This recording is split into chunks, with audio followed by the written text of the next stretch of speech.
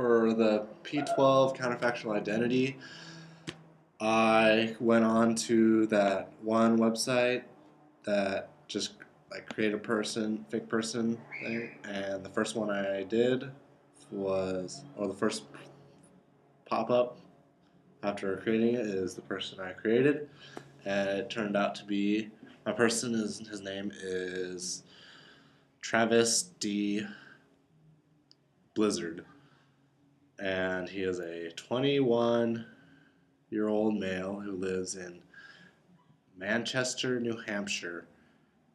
He has a visa, telephone number, street address, all that, and he went to graduated in '08, Central High School, and went to Southern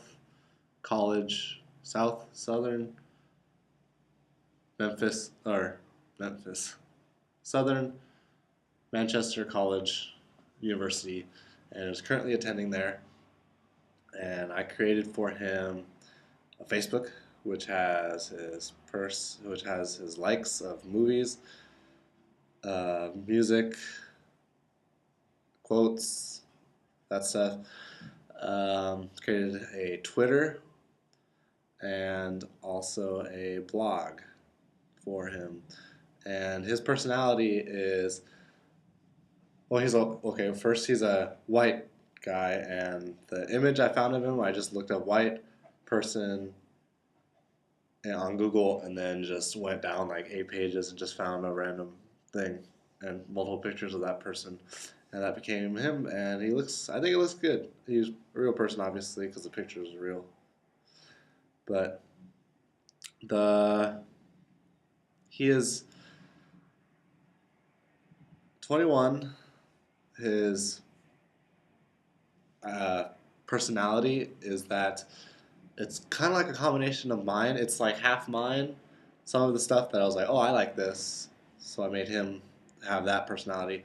And some things where I was like, ooh, what if he was this kind of person? And the way I made his personality was mostly because I saw this video called Garden State recently, and the main character in the movie was like a laid back kind of like drifter person who likes things and music and like is cultured, takes photos, but he kind of just doesn't have that person to person skill that most people have, where he's mostly a quiet person, like a wallflower almost. And that's just the kind of person that I wanted to create, someone who has that. But let's see, Travis has a subscription, or like an online subscription to Men's Health, and a free thing that we signed up for, a dating coach online. I always thought that it would be fun to learn or to get things from like a dating coach or the health magazine, the men's health magazine, and see what like advice and things like that they can give you. But I would never want to do it with my own email and stuff like that, because I didn't want, I just didn't want my person to be on that. So, and the fake person is for, I guess, personal gain, but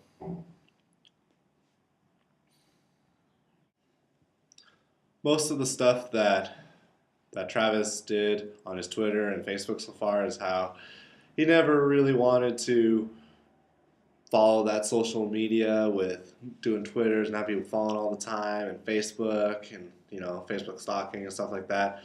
But something happened over his weekend that made him want to get everything Tumblr and just become a just social person online, which explains why he just started everything and why he has no friends, little tweets, or followers. For a counterfactual identity, I don't think I don't know. I think that that a person can exist on the internet. Like a person can exist. If someone knows the system, can have everything, a birth certificate, social security. Like he could exist on paper and on the internet and on files somewhere. But for someone to actually exist, they have to interact eventually with like the real world. Um, to go actually like meet people and do things and live life. That's what existing is. But you can do a lot of things without actually having to meet anybody in person. Like do anything, like stuff over the internet. You can order everything you need over the internet. Just get anything. So let's say like if you just you were in your room and you had to stay there. Um, theoretically you could get everything you'd ever need to live without having to talk to anybody. I mean, like in person, you can just do it all over the internet as long as you have a visa, email address. Oh yeah, Travis also has a Gmail. So I think a person can be anything someone wants to create them over the internet. But, a certain turn of events, somebody will have to meet this person or question their reality. If they go as far as to needing to do that, like, if it's just your online presence to go on Tumblr and look at other people's things and contribute to them, play Second Life, or go on Second Life, play a video game online, um, be a member of something. All it takes is just an email address and the person behind the computer. So obviously there's somebody behind the internet person, the identity of the person on the internet, because it's not like a computer generated like program created a person. These fake people are created from the image or concepts, idea of a real person, and that person, the fake person, is being lived through the real person. So, if in everybody that is fake is real in the sense that somebody in the real life is that person being them, being more than one person.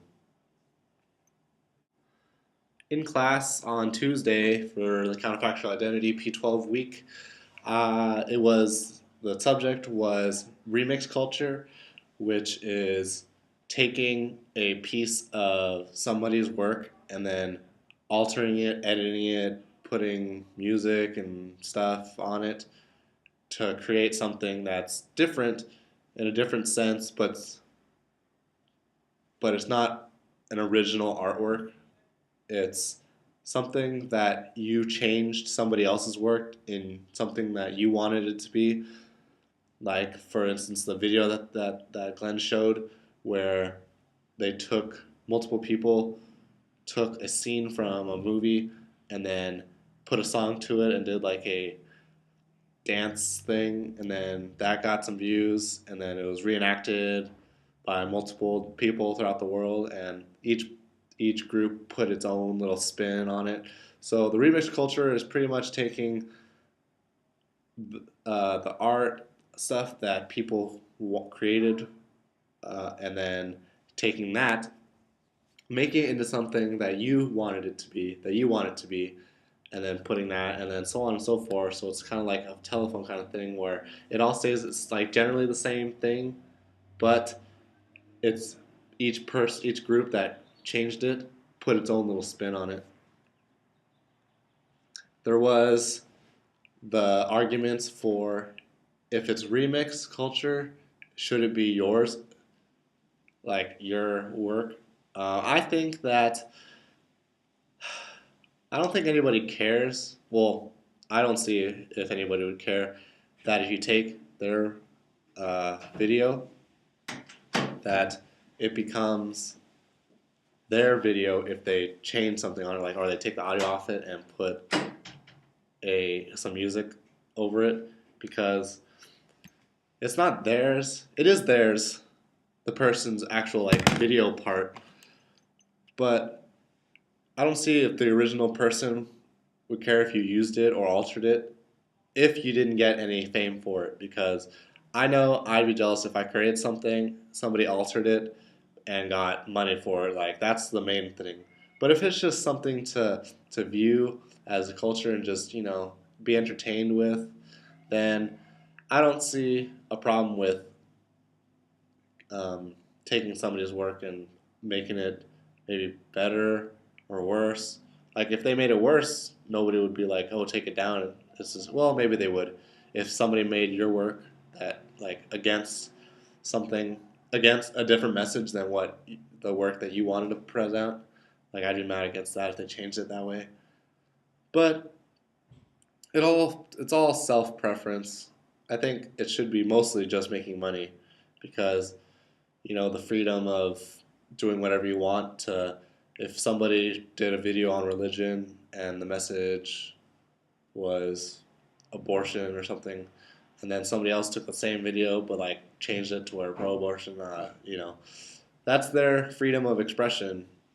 And if the medium that they use it through was somebody else's main work, um, I think that they should take credit for or give them credit. I think everybody should be given credit. If it's not come from your brain, then it's not yours and you have to give credit to somebody.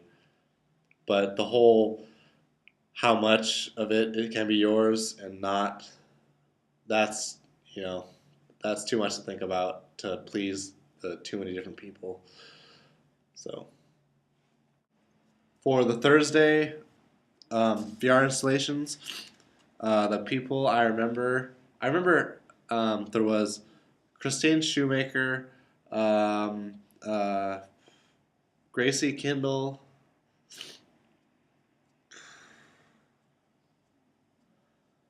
Alice something, and another person. I should have taken notes, but I don't remember all four. But the two ones that I do remember, I don't remember whose it was exactly. There was the installation with the guy or the woman that did like mostly work on painting people, their bones, because the explanation for him or her, yeah, was that he had a disease as a child, and that affected him like life and death. And I like that group's installation with the swirly, like the combination of the brush and the scalpel, and the staircase going in with all the artwork. There was a lot of paintings. Like they showed a lot of his paintings, and they're right. His artwork is mostly just bones and bodies, human bodies, in a Picasso kind of manner. Another installation was the God. I wish I could remember who applies to who, but it's the one that they the the outside of it was just a plain thing, because the woman, doesn't show who Christine Schumacher, I think, who